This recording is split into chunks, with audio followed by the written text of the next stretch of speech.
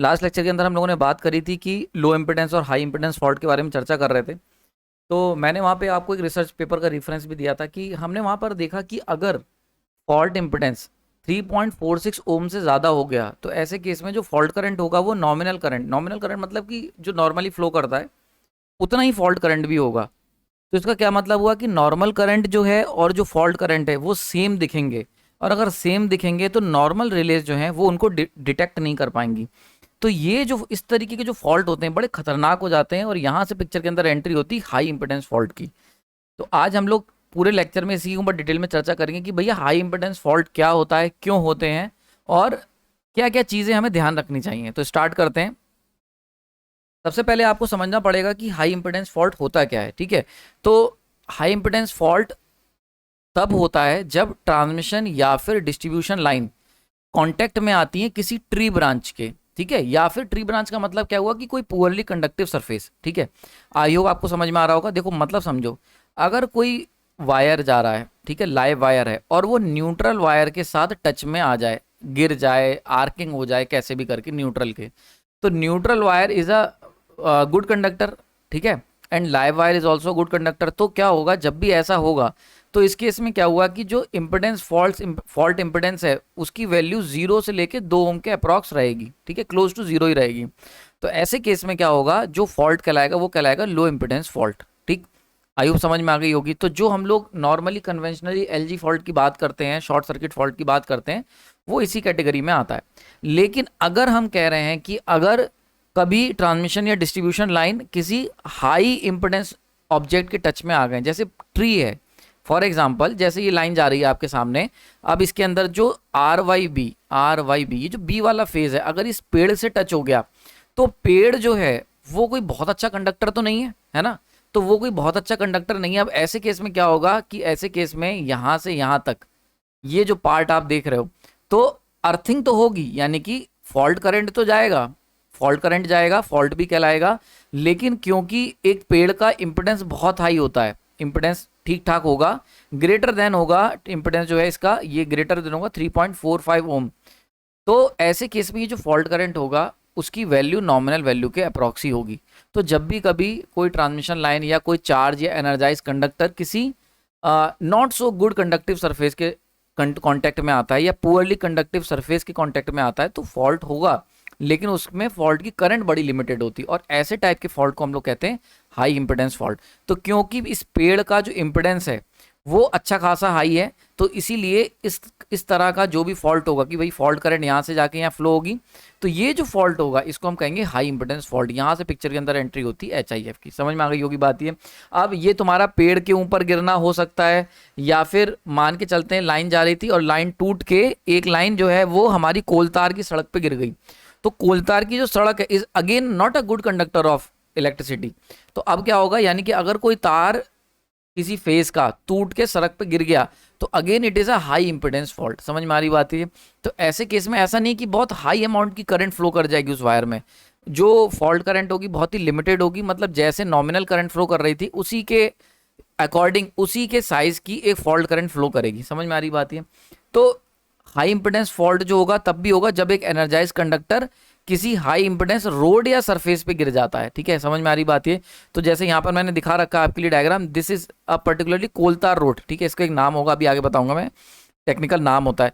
तो कभी अगर मान लेते हैं इस कोलतार की सड़क पे गिर गया, तो वो again it is comes under the category of high impedance fault. खास बात क्या होती है हाई इंपिडेंस फॉल्ट की, कि इसकी जो फॉल्ट करंट होती है वो 100 एम्पेयर से कम होती है। तो 50 एम्पेयर 100 एम्पेयर से कम करंट होगी। ठीक है, क्लियर हो गया यहाँ पर। So that is the characteristic of high impedance fault. अगर मैं आपको बात करूं, जैसे मैंने अभी बताया कि तार टूट के किसी ऐसी सरफेस पे गिर गया, तो इसके ऊपर मैंने देखा कि कई सारे रिसर्च पेपर्स थे जिन्होंने स्टडी की हुई थी। तो यहाँ पर देखो एग्जाम्पल के तौर पर दिखाया हुआ है कि सरफेसेस कितने तरीके की हो सकती हैं। तो जैसे ड्राई एसफाल्ट, एसफाल्ट करके नाम है शायद, ASPHALT, एसफाल्ट। ये ड्राई एसफाल्ट जो है वो उसी को कोलतार की सड़क को ही कहते हैं। ठीक है, तो समझ में आ रही बात है। तो कोलतार की जो सड़क होती है उसी को एसफाल्ट रोड कहते हैं। तो जो नॉर्मली तुम देखते हो ना हाईवे पे कोलतार की सड़कें हैं, तो ये सारी की सारी ड्राई एसफाल्ट की होती हैं। तो ये जो होती हैं इनका इंपिडेंस बहुत हाई होता है। आप देख सकते हो, अगर हाई इंपिडेंस फॉल्ट जो वायर गिरा टूट के, वो अगर कोलतार की सड़क पे गिरा, तो केवल इतना एम्पेयर करंट फ्लो करेगा, लगभग 10 एम्पेयर के अप्रॉक्सी करंट, फॉल्ट करंट की वैल्यू जो होगी वो 10 एम्पेयर होगी। समझ में आ रहा है, करंट लेवल इन एम्पेयर्स। वहीं पर अगर तार टूट के एक गीली मिट्टी के ऊपर गिरा, गीली सैंड के ऊपर, तो इसकी वैल्यू लगभग 19 के 18-19 एम्पेयर होगी। ड्राई सैंड, सूखी सैंड पे, सॉल्ट पे, ड्राई सॉल्ट पे गिरा तो इसकी वैल्यू जो होगी वो 20 के अप्रॉक्स होगी। वेट सॉल्ट पे गिरा तो इसकी वैल्यू जो होगी 40 के अप्रॉक्स होगी। सूखी घास पे गिरा तो इसकी वैल्यू 21-22 होगी। और गीली घास पे गिर गया तो देखो कितनी हो गई, 40 के ऊपर चली गई। और अगर रीइंफोर्स्ड कंक्रीट पे गिर गया तो ऐसे में अच्छा खासा एम्पेयर करंट फ्लो करेगा। ठीक है, तो आप देख सकते हो लगभग 70 के ऊपर, अबव 70, इतना एम्पेयर करंट फ्लो करेगा। ठीक है, क्लियर हो रहा है, वहां पे समझ में आ रही होगी। तो अब देखो इंपॉर्टेंट चीज क्या है कि ये सारी की सारी सरफेसेस जो हैं, जितनी भी तरीके की सरफेसेस पॉसिबल हैं जिसपे तार टूट के गिर सकता है, वो हमने कंसिडर कर ली है। और ये सारी की सारी आप देख सकते हो 80 एम्पेयर से कम करंट सब में फ्लो कर रहा है।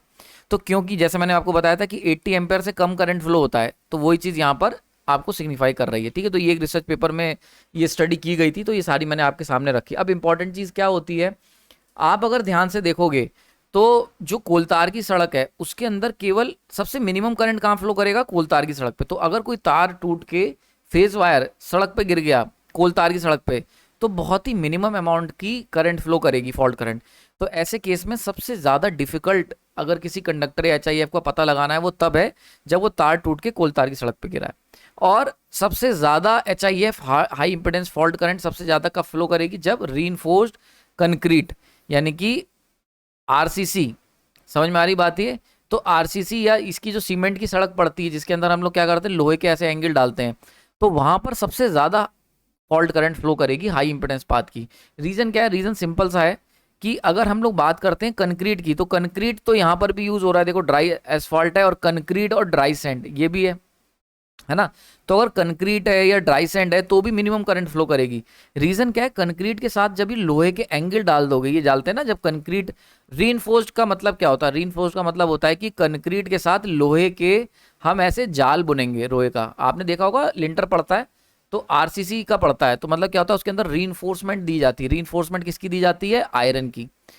ठीक है, तो उसमें हम लोग क्या करते हैं, इस लोहे के तार इस तरीके से हम लोग जो हमारी सरिया होती है उससे हम लोग क्या करते हैं, एक तरीके का जाल बुनते हैं और उसके ऊपर सीमेंट डालते हैं ताकि मजबूती और मिले।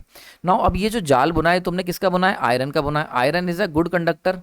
तो ऐसे केस में क्या होता है, जब तार किसी ऐसे मतलब तुम्हारी अगर छत पे गिर गया, तुम्हारी छत पे अगर हाई टेंशन लाइन गिर गई, तो वहां पर क्या होगा, जो फॉल्ट करंट होगा उसकी वैल्यू हाई होगी कंपेयर टू द अगर वो तार टूट के कोलतार की सड़क पे गिरा है। That is the complete concept. समझ में आ रही बात है, तो ये कंक्लूड हम कर सकते हैं इस पूरी स्टडी से। आई होप समझ में आ रहा होगा, कुछ नया सीखने को आपको मिल रहा होगा, तो ये चीज देखनी पड़ेगी। ऐसे ही अगर हाई इंपोर्टेंस फॉल्ट हुआ और तार टूट के सड़क पे गिरा कोलतार की, तो उसको डिटेक्ट कर पाना बहुत मुश्किल है क्योंकि मात्र 10 एम्पेयर करंट फ्लो करेगा। वहीं पर अगर तार टूट के तुम्हारी छत पे गिर गया, रीइंफोर्स जो तुमने कंक्रीट बिछाई हुई है, तो उसको पता कर पाना थोड़ा सा आसान हो जाएगा कंपेयर टू द अगर वो हाईवे पे गिरा है या कोलतार की सड़क पे गिरा है। ठीक है, आई होप आपको समझ में आ गया होगा। तो यहाँ पर बात करते हैं कि हाई इंपेडेंस जो फॉल्ट की बात हो रही है उसका इतना हो हल्ला क्यों है भाई, इतना शोर शराबा क्यों मचा रखा है। तो सबसे बड़ी बात यह है कि जो मेजॉरिटी जो कन्वेंशनल रिलेज हैं, मतलब जो मेजॉरिटी में power system and sub station में यूज होती हैं, वो मेजॉरिटी में ओवर करंट रिलेज होती हैं। ठीक है, यानी कि देखो क्या होता है, ये मैंने आपको पहले ही बताया, जनरली हम लोग जो फॉल्ट की कैटेगराइजेशन करते हैं, जब भी हम बात करते हैं तो फॉल्ट से हमारा सीधा ध्यान जाता है high ampere current, high current के ऊपर ध्यान जाता है सीधे सीधे। इसलिए मैंने आपको शुरुआत के लेक्चर में बताया था कि जो शॉर्ट सर्किट फॉल्ट होते हैं, ठीक है, शॉर्ट सर्किट फॉल्ट, इन्हीं को मेनली अगर कहीं लिखा हुआ है फॉल्ट, तो ऑटोमेटिकली हमें शॉर्ट सर्किट फॉल्ट को समझ लेना चाहिए। क्यों, क्योंकि फॉल्ट को देख के हमारे दिमाग में एक ही ख्याल आता है कि भैया बहुत हाई एम्पेयर करंट फ्लो कर रहा होगा। तो इसीलिए क्या होता है कि सबसे जो बेसिक प्रोटेक्शन दी जाती वो दी जाती ओवर करंट की। ऐसा नहीं है कि केवल सब स्टेशन में ही, ओवर करंट की प्रोटेक्शन हर जगह देखो तुम दी जाएगी। तुम्हारे घर के अंदर अगर हम बात करें आपके हाउस में, तो वहाँ फ्यूज लगा होगा, फ्यूज होगा, एमसीबी होगी, ये सब के सब क्या है, these all are over current protection devices. चाहे वो मिनिएचर सर्किट ब्रेकर हुआ, चाहे वो फ्यूज हुआ, तो मतलब सब जगह करंट से ही बचाया जा रहा है। तो जो कन्वेंशनल प्रोटेक्शन सिस्टम था वो वर्क करता था ओवर करंट रिलेज पर। अब ओवर करंट रिले का मतलब क्या हुआ, ये तभी ऑपरेट करेंगे जब फॉल्ट करंट काफी ज्यादा सरप्लस में होगा। ठीक है, सरप्लस में होगा पिकअप वैल्यू के। पिकअप वैल्यू बेसिकली इसको मैंने बताया भी, आगे हम लोग डिस्कस करेंगे, आप अभी इतना समझ लो पिकअप वैल्यू क्या होती है कि वो वैल्यू ऑफ करंट जिसके अगर करंट जिसकी वैल्यू को पार करेगा तो जो तुम्हारी रिले है वो ट्रिप करेगी। समझ में आ रही है? जैसे हमने सेट कर दिया कि पिकअप वैल्यू मान के चलते हैं एग्जांपल के तौर पे 50 एम्पेयर सेट कर दी, तो अगर तुम्हारा जो करंट नॉर्मली ऑपरेट हो रही है रिले, उसका अगर करंट जो है वो 50 एम्पेयर को पार करे जाएगा, 60 एम्पेयर हो गया, तब रिले जो होगी कुछ हरकत में आएगी, तब रिले जो होगी वो अपना ट्रिप सिग्नल जनरेट करने की तरफ बढ़ेगी। समझ में आ रहा है? वहीं पर अगर फॉल्ट करंट या फ्लो होने वाला करंट 50 एम्पेयर से नीचे है, पिकअप वैल्यू से नीचे है, तो रिले कोई काम नहीं करेगी, जस्ट वो मानेगी कि नॉर्मली चल रहा है, लाइट आ रही है नहीं आ रही कोई मतलब नहीं। 50 एम्पेयर के अगर ऊपर गए तब हम हरकत में आएंगे। समझ में आ रही बात है? क्लियर हो गया? सो यही चीज़ यहाँ पर होती है। तो रिलेज जो होती है इनके पिकअप वैल्यू सेट की जाती है कि जैसे फॉर एग्जांपल जो जनरली पिकअप वैल्यू है, एग्जांपल के तौर पे मैंने अगर 100 एम्पेयर के आसपास होगी, ठीक है, अब लो इम्पिडेंस फॉल्ट होगा 300 एम्पेयर का, तो ये रिले तुरंत ही हरकत में आ जाएगी जैसे 300 एम्पेयर करंट फ्लो होना शुरू होगा। यानी कि अगर एक फेस कंडक्टर किसी लाइव वायर कोई न्यूट्रल से टच हो गया, तो जो फॉल्ट करंट फ्लो करेगी आई फॉल्ट, वो कितनी होगी? अप्रॉक्स 300 एम्पेयर के अप्रॉक्स करंट फ्लो कर जाएगी। तो इस केस में क्या होगा? लो इम्पिडेंस फॉल्ट है, ठीक है। तो ऐसे में जो रिले है जिसकी पिकअप वैल्यू 100 थी, वो इजीली डिटेक्ट कर लेगी, कहेगी अरे वाह यही है वो फॉल्ट, और एकदम से सर्किट ब्रेकर को ओपन कर देगी। लेकिन अगर क्या होता है, अगर कोई तार टूट के मान के चलते असल फॉल्ट जो अभी मैंने वर्ड यूज करा, कोलतार की सड़क पे अगर गिर गया, तो ऐसे केस में क्या होगा? कोलतार की सड़क पे जब गिरेगा तो फॉल्ट करंट जो फ्लो करेगी 10 एम्पेयर। अब 10 एम्पेयर मतलब बहुत ही छोटी करंट, इतनी छोटी करंट जो होगी, या मैंने मैक्सिमम करंट अगर ले लूँ मैं कि तुम्हारी छत पे गिर गया, मान के चलते तुम्हारे घर की जो रीइंफोर्स कंक्रीट की जो छत है उसके ऊपर तार गिर गया, तो ऐसे में high impedance fault current 80 ampere हुआ। अब ये 80 एम्पेयर जो होगा ये इस 100 एम्पेयर की पिकअप वाली रिले को ट्रिगर ही नहीं करेगा, और ट्रिगर नहीं करेगा तो ये ऑपरेट नहीं होगी, ऑपरेट नहीं होगी तो ये फॉल्ट जो होगा वो रिमेन अनडिटेक्टेड, रिमेन अनडिटेक्टेड। यही सबसे बड़ी इसकी गंभीरता है, सबसे ज़्यादा खतरनाक चीज़ है कि फॉल्ट, देखो एक बात आपको समझ के चलना है, फॉल्ट अगर हो रहा है तो ये मैंडेटरी है कि उसको हमारा जो प्रोटेक्टिव सिस्टम है उसको पकड़ ले, क्योंकि सबसे पहले फॉल्ट को डिटेक्ट करना बहुत ज़रूरी है। एक बार डिटेक्ट हो जाएगा तो हम उस पर एक्शन ले पाएंगे, पीछे सप्लाई बंद कर देंगे, जो भी चीज़ें करनी है। लेकिन अगर फॉल्ट अनडिटेक्टेड रह गया तो वो बहुत ही ज़्यादा खतरनाक होगा, आग वाग लगा देगा। समझ में आ रही बात ये?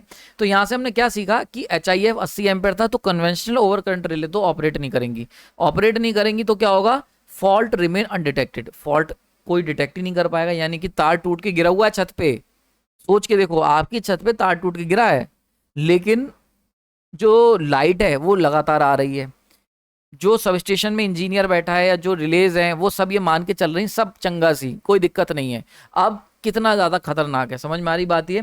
तो इससे क्या होता है, जब भी अनडिटेक्टेड जो फॉल्ट है, ठीक है, अगर अनडिटेक्टेड रह गए हाई इंपिडेंस फॉल्ट, यानी कि तुम्हारी छत पे अगर तार टूट के पड़ा है और रिलेज को पता ही नहीं है, जो यूटिलिटीज़ हैं, जो इंजीनियर्स हैं, जेई इलेक्ट्रिकल वाले हैं, इनको पता ही नहीं है इस पावर सिस्टम वालों को, तो ऐसे केस में क्या होगा? सबसे ज़्यादा खतरनाक है electric shock to the personal. भाई आदमी चिपक के मर सकता है। समझ में आ रही बात ये?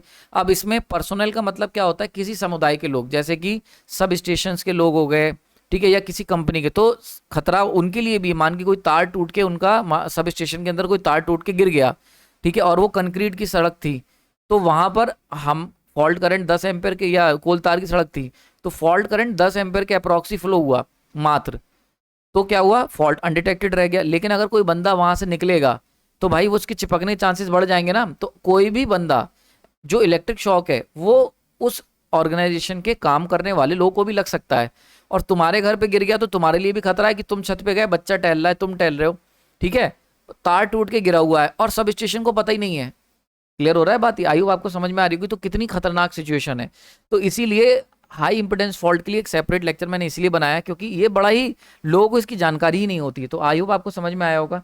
तो ये बहुत बड़ा चैलेंज है पावर सिस्टम इंजीनियर्स के लिए कि कैसे इसको पकड़ें। दूसरा, अगर अनडिटेक्टेड फॉल्ट रह गया, HIF अनडिटेक्टेड रह गए, तो ऐसे केस में आग लग सकती है। क्यों भाई? एक बात सोच के देखो, ऑब्वियस सी बात है, जब भी हम बात करते हैं हाई इंपिडेंस फॉल्ट है, हाई इंपिडेंस फॉल्ट का मतलब तार तो एनर्जाइज है ना 11 किलो वोल्ट का। अब इतने हाई वोल्टेज का तार अगर मान लो कहीं पे पड़ा हुआ है, आसपास कोई भी चीज़ ऐसी हो सकती है लकड़ी की जलने वाली, तो ऐसे में क्या होगा? आर्किंग हो गई और वो चीज़ जल गई, क्योंकि हाई वोल्टेज तो आ ही रहा है, उसमें वोल्टेज तो आ रहा है ना, 11 kV की लाइन अगर है तो हाई टेंशन लाइन है, तो कोई भी चीज़ उसके आसपास होगी तो वो उसमें वो आर्किंग हो सकती है। सो इसीलिए फायर बहुत ईजिली लग सकती है। ठीक है, समझ में आ गई होगी। तो ये बहुत ज़रूरी है कि हम डिटेक्ट करें HIF को एंड क्लियर कर दें उसे, उससे पहले कि एक्सीडेंट हो। यानी कि हम जो अपनी सिस्टम है इस तरीके से डिज़ाइन करना चाहिए, यानी कि हमें अपनी जो रिले हैं उनके ऑपरेशन को मॉडिफाई करना चाहिए, ताकि हम इस तरीके का फॉल्ट जब भी हो तो उसको पहले आइडेंटिफाई करके और एक्सीडेंट होने से पहले इसको क्लियर करें। ठीक है, अब देख लो इंपॉर्टेंट पॉइंट कुछ समझ लेते हैं HIF के बारे में। सबसे पहले तो आपको ये समझना पड़ेगा कि जो प्रोबेबिलिटी है HIF की, कि भाई आप सर इतना पढ़ा रहे हो HIF के बारे में, कितने % होने के चांसेस हैं। तो HIF की होने की प्रोबेबिलिटी सबसे पहले आप समझ लो डिस्ट्रीब्यूशन नेटवर्क में ज़्यादा होती है compare to the transmission network. बहुत सिंपल सा रीज़न है, क्योंकि डिस्ट्रीब्यूशन नेटवर्क जो होते हैं वही उनके कॉन्टेक्ट में हाई इंपोर्टेंस ऑब्जेक्ट जैसे कि ट्री। अब देखो पेड़ वेड़ के पास से जो लाइनें निकलती हैं आपने देखा होगा, तो तुम्हारे जो डिस्ट्रीब्यूशन लाइंस हैं वही पेड़ वेड़ के पास से निकलती हैं। जो ट्रांसमिशन नेटवर्क होता है वो अच्छी खासी हाइट पे किया जाता है, बड़े बड़े टावर लगे होंगे और बड़ी ही हाइट पे अच्छा खासा ग्राउंड क्लियरेंस उनको दिया जाता है, तो इसीलिए वहां पर ये फॉल्ट होने के चांसेस कम है। लेकिन जो तुम देखते हो तुम्हारी कॉलोनी में लाइन आ रही है, तो वहां पर जो तार चल रहा है वहां पर बहुत ज़्यादा चांसेस हैं कि वो एक हाई जैसे पेड़ के कॉन्टेक्ट में आ गया, तो वहां पर बहुत ज़्यादा चांसेस हैं कि इस तरीके की दिक्कत हो। ठीक है, आई होप आपको समझ में आ गई होगी। और ऑब्वियस सी बात है, आपके मान लेते हैं जो ये डिस्ट्रीब्यूशन लाइंस होती हैं ये इतनी ज़्यादा स्ट्रांग भी नहीं होती, तो इनके टूटने के चांसेस भी ज़्यादा रहते हैं, और अगर आंधी तूफान आता है तो सबसे ज़्यादा इन्हीं को अफेक्ट होता है। आई होप आपको क्लियर हो गया होगा। ठीक है, तो अगर हम बात करते हैं डिस्ट्रीब्यूशन नेटवर्क में जितने भी फॉल्ट होते हैं उनमें आप 5 से 20% फॉल्ट जो होते हैं वो HIF के होते हैं। ठीक है, तो आपको ये सब पता होना चाहिए फिगर, क्योंकि अगर हम प्रोटेक्शन डिवाइस करेंगे तो हमें पता होना चाहिए ना कि कितना मेजर समस्या है ये, तो उसी के लिए हम लोग को ये चीज़ मैंने आपकी जानकारी शेयर करी। आई होप क्लियर हो गया होगा। नेक्स्ट यहाँ पर बात करते हैं, केवल ओवरहेड ट्रांसमिशन लाइन में ही HIF नहीं होता है, केबल के अंदर भी HIF देखने को मिलता है, यानी कि हाई इंपोर्टेंस फॉल्ट केबल में भी होते हैं। और ये क्यों होते हैं? Because of the insulation degradation. आपको पता है केबल के अंदर क्या होता है, कोर कंडक्टर चल रहा होता है और उसके ऊपर हम लोग केबल यानी कि इंसुलेटर की लेयर देते हैं। अब अगर मान के चलते हैं जैसे ये इंसुलेटर फट गया यहाँ से या ये फट गया, तो जो तुम्हारा अंदर का कोर कंडक्टर है वो ग्राउंड के टच में आ जाएगा डायरेक्टली, और ग्राउंड जो आसपास का है हो सकता है वो कंक्रीट का बना हो। यानी कि देखो एक बात आपको बहुत अच्छे समझ के चलनी है, अगर तुम्हारा कंडक्टर किसी न्यूट्रल के टच में आ गया, न्यूट्रल वायर की, तो वो कहलाएगा LIF। अगर ग्राउंड कंडक्टर टच में, मतलब अगर कंडक्टर टच में आ गया तुम्हारे किसी कंक्रीट ग्राउंड के, ठीक है, समझ में आ रही बात ये, या सीमेंटेड ग्राउंड के, ठीक है, या RCC के, तो वो भी फॉल्ट की कैटेगरी में आएगा। बस ये है कि वहां पे फॉल्ट करंट कम होगा, तो ये कहलाएंगे HIF। तो कभी भी अगर एनर्जाइज कंडक्टर कहीं पर पड़ा है तो ये मत मान लेना कि वहां फॉल्ट नहीं हो रहा है, वो भी फॉल्ट है बट वो HIF है। तो देखा गया है कि केबल के अंदर जैसे इंसुलेटर खराब होती, पंचर होती है या जल जाती है, तो वहां पर क्या होता है, इंसुलेशन की डिग्रेडेशन होने से जो कोर कंडक्टर है वो एक्सपोज हो जाता है, ठीक है, to the high importance surrounding, आसपास की सराउंडिंग से। अगर यहाँ पे इंसुलेटर खुला और ये जो कंडक्टर है ये पड़ोस में चल रहा है, न्यूट्रल वायर से टच हो गया, तो it is what we called LIF। और अगर ये आसपास की सीमेंटेड सराउंडिंग से टच हो गया तो इसको कहेंगे HIF। That is the difference. समझ में आ गया? ठीक है, दूसरी चीज, तीसरा पॉइंट आ जाता है। तीसरा पॉइंट ये कि डिफिकल्ट टू डिटेक्ट। इतनी देर से मैं एक ही बात कह रहा हूं, तो कितना डिफिकल्ट है? तो भैया केवल 100 में से केवल 17 HIF फॉल्ट होते हैं जिनको हम डिटेक्ट कर पाते हैं अपनी कन्वेंशनल रिले से। तो केवल 17% ही फॉल्ट डिटेक्ट हो पाते हैं, बाकी सारे के सारे, मतलब समझ रहे हो कितना बड़ा number, 83%। 83% high importance fault undetected है। ये कितना डेंजरस है कि मतलब तार टूटा पड़ा है लेकिन हमें पता ही नहीं चल रहा, हम भांग खाए लेटे हुए हैं, हमें लग रहा है सब बढ़िया है। ठीक है, so that is the particular case, इसीलिए यहां पर अलर्ट होने की जरूरत है। अच्छा, अब करें क्या? तो भैया करने के लिए अब हमने अभी पहले बताया कि अपनी रिलेज को मॉडिफाई करना पड़ेगा, तो इसके ऊपर मैंने देखा बहुत सारे रिसर्च पेपर्स इस पे काम करे हैं और अभी लेटेस्ट से लेटेस्ट रिसर्च चल रही है इसके ऊपर, और मैंने देखा पिछले 10 सालों में अच्छी खासी रिसर्च हुई है इस पे। तो उन्होंने करा क्या है आपको मैं सिंपली बता देता हूँ, it is beyond our scope कि रिसर्च पेपर क्या कर रहे हैं। आप ये समझ लो कि HIF की प्रॉपर्टीज को रिसर्च पेपर ने स्टडी करा तो पता चला आर्किंग हो सकती है। आर्किंग क्यों होगी? क्योंकि भाई एनर्जाइज कंडक्टर जो है वो हाई इंपोर्टेंस जो ऑब्जेक्ट है उसके पास पड़ा है, तो भाई एयर गैप है, एयर है, तो अगर एयर जो है उसकी एक ब्रेकडाउन वोल्टेज होता है, ठीक है, जैसे 30 किलोवोल्ट पर सेंटीमीटर।